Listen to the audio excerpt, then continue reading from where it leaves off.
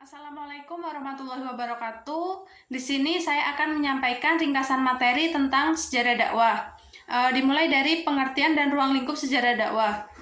Sejarah dakwah adalah peristiwa masa lampau umat manusia dalam upaya menyeru, memanggil, mengajak umat kepada Islam, serta bagaimana reaksi umat yang diseru dan perubahan apa yang terjadi setelah dakwah dilakukan. Ada dua pendapat dimulainya dakwah Islam, yaitu menyatakan permulaan dakwah pada masa Nabi dan Rasul karena Islam adalah agama yang dibawa Rasulullah Shallallahu Alaihi Wasallam. Yang kedua, menyatakan bahwa permulaan dakwah itu sejak diutusnya Nabi dan Rasul karena dakwah itu satu kesatuan. Serta ada fungsi sejarah dakwah. Yang pertama yaitu mengetahui strategi perjuangan para Rasul. Kedua, untuk mengetahui sikap dalam berdakwah. Yang ketiga, untuk mengetahui kemajuan dan kemunduran dakwah Nabi dari masa ke masa. Yang keempat yaitu untuk mengukur sejauh mana pengaruh dakwah Islam. Selanjutnya yaitu dakwah sebelum Nabi Muhammad Shallallahu Alaihi Wasallam. Dalam dakwah pada masa Nabi dan Rasul menggunakan pendekatan kultural dan struktural. Struktural yaitu gerakan dakwah yang berada dalam kekuasaan. Aktivitas dakwah ini memanfaatkan struktur sosial, politik, dan ekonomi. Kultural yaitu aktivitas dakwah yang menekankan pendekatan Islam kultural.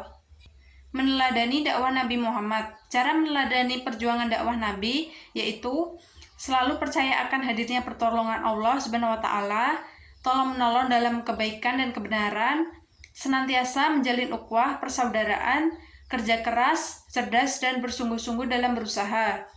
Dan Nabi Muhammad ini dakwahnya penuh perhitungan atau diperhitungkan secara matang-matang. Dakwah di masa Khulafaur Rasyidin. Yang pertama yaitu Abu Bakar. Abu Bakar melakukan perluasan wilayah ke kawasan utara, yaitu Bahrain, Qatar, Kuwait, Irak, Yordania, Suriah, dan Lebanon. Jadi, negara-negara itu sudah berada dalam wilayah Islam sejak Abu Bakar. Beliau memerintah selama 2 tahun 3 bulan. Tantangan yang dihadapi adalah nabi palsu, pembangkang zakat, dan orang-orang yang murtad dari agama. Yang kedua yaitu Umar. Umar melakukan perluasan wilayah ke Irak, Iran, Syam, Palestina, Yordania, dan Suriah. Umar memimpin selama 10 tahun 6 bulan. Yang selanjutnya yaitu Utsman bin Affan.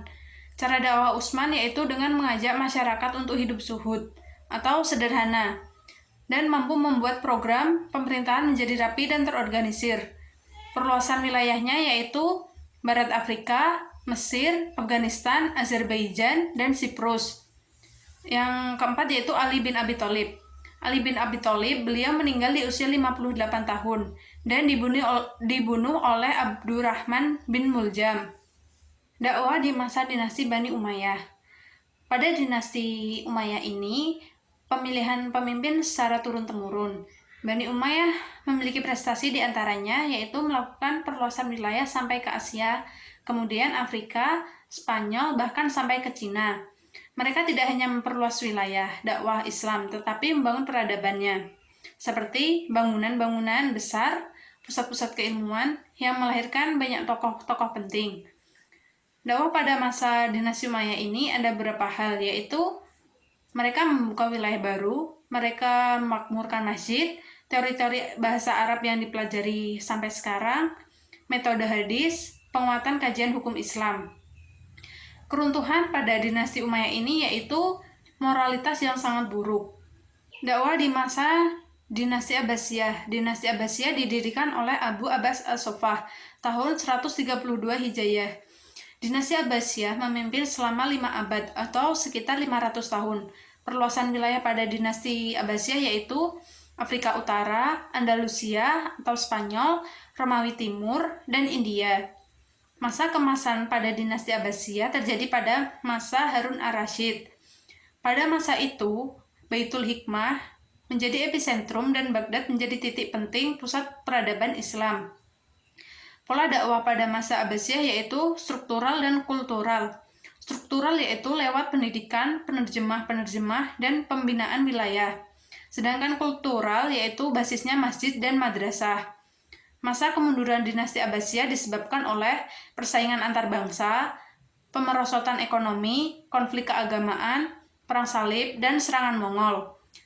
Selanjutnya yaitu dakwah di masa dinasti Turki Utsmani atau militer yang kuat. Turki Utsmani didirikan oleh bangsa Turki dari kabilah Oghuz. Tokohnya ada Utsman bin Ortugal. Turki Utsmani memimpin sekitar 7 abad atau 700 tahun dengan 38 sultan.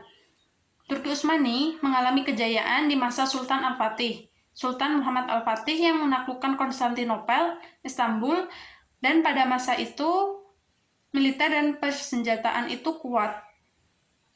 Runtuhnya dinasti Turki Utsmani yaitu diantaranya wilayah kekuasaan yang sangat luas, penduduk yang heterogen, lemahnya para penguasa, korupsi merajalela, pemberontakan tentara Janissary, dan krisis ekonomi, dan terjadi stagnasi ilmu pengetahuan. Dakwah pada masa Wali Songo itu memiliki ciri yaitu dakwahnya bertahap, manfaatkan kultur budaya, dan terjadi secara pelan-pelan. Materi selanjutnya yaitu dakwah di Asia Tenggara. Dakwah di Asia Tenggara memiliki ciri damai, ramah, dan toleran. Islam yang masuk ke Asia Tenggara tidak melalui jalur peperangan. Islam di Asia Tenggara itu Islam yang akomodatif. Masuknya Islam di Asia Tenggara melalui jalur perdagangan, perkawinan, pendidikan, dan ajaran-ajaran tasawuf. Selanjutnya yaitu dakwah di Amerika, Eropa, dan Australia. Tantangan dakwah di Amerika, Eropa, dan Australia yaitu Islamofobia, yaitu ketakutan terhadap agama Islam karena Islam diasumsikan sebagai agama yang penuh dengan kekerasan dan teror. Islam di Eropa. Islam masuk di Eropa itu lewat Spanyol dengan panglima yang terkenal yaitu Tariq bin Zaid. Spanyol diduduki umat Islam pada zaman Khalifah Al-Walid tahun 705 sampai dengan 715 Masehi. Dia adalah khalifah dari Bani Umayyah dan berpusat di Damaskus. Selanjutnya yaitu Islam di Amerika. Islam di Amerika dibawa oleh budak dari Afrika dan menyebarkan agama Islam ke Amerika. Islam berkembang di Amerika tidak lepas dari kiprah seorang yang bernama Malcolm X yang mempunyai lembaga organisasi yang namanya National of Islam. Selanjutnya yaitu Islam di Australia. Islam di Australia dibawa oleh imigran Timur Tengah. Jadi banyak imigran yang datang ke Australia dan bekerja di sana. Yang terakhir yaitu dakwah di Cina dan Afrika. Dakwah Islam di Cina. Islam masuk Cina dengan jalur perdagangan, jalur kekuasaan, jalur militer, dan jalur pendidikan atau madrasah dan tasawuf. Sedangkan dakwah di Afrika, Islam masuk ke Afrika. Kita tahu di masa Nabi, umat Islam itu hijrah ke Ethiopia dan cukup diterima dengan baik, dan pada masa Khalifah Umar, Mesir itu ditaklukkan oleh Amrul bin As pada tahun 640 Masehi dan Fustat menjadi ibu kota pertama Islam di Afrika. Penyebab dakwah Islam di Afrika yaitu 1. Terikat dan sufisme. Jadi mereka mengajarkan sufisme kepada orang-orang di Afrika. Yang kedua, mengajarkan ilmu tentang istiqomah, jalan yang ditempuh seorang salih. Dakwah di Afrika Utara diantaranya yaitu Mesir, Libya, Sudan, Tunisia, Maroko, Aljazair, itu adalah sebagian negara berpenduduk Muslim. Di Afrika Utara itu Islam dibawa oleh kelompok Khawarij. Tokoh dari Indonesia yang ikut kontribusi dalam dakwah Islam di Afrika yaitu Syekh Yusuf Al-Makassar. Sekian ringkasan materi sejarah dakwah dari saya. Kurang lebihnya mohon maaf. Terima kasih. Wassalamualaikum warahmatullahi wabarakatuh.